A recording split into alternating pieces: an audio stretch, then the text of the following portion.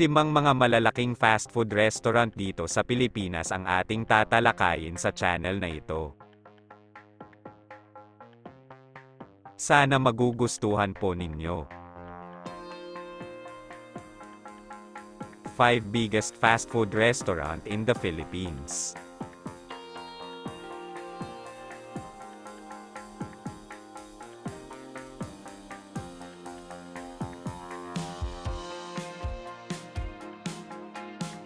Scott Tan ang may-ari ng Bonchon Chicken.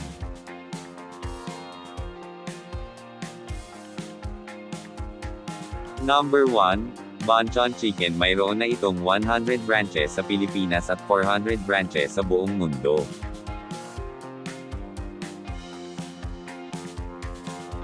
Nagsimula ito sa Bukon, South Korea taong 2002, dumating sa Pilipinas noong 2010 pagmamayari ni Scott Tan at nagtayo sa unang branch nito sa Ayala Triangle, Makati City.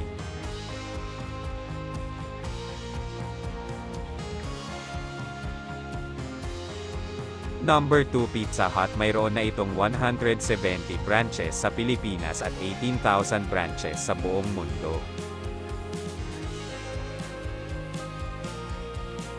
Itinayo ito ng magkapatid na sina Dan at Frank Carney sa West City, Texas, USA noong 1958. Mula sa $6 na kapital, na inutang nila sa kanilang nanay, at naghahain ito ng kanilang signature fun, pizza, chicken, pasta, dessert, at iba pa.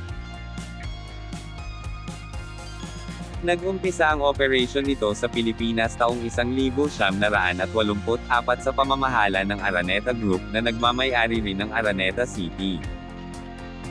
Number 3, Ross Stance. Binuksan ang unang branch nito noong December 1997 sa Makati City. Pagmamayari ito ni Bienvenido Tantoco Sr.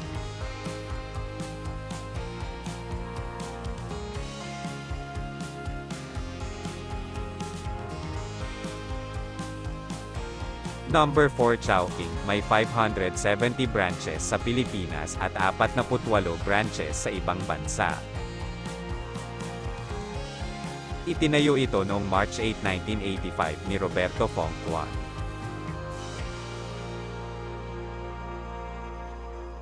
Ipinakilala ang Chowking na naghahain naman ng Chines na mga kakanin, at hindi ito nagtagal. January noong taon na yun nabili nito ng Jollibee ang shares nito ng Jollibee Corporation.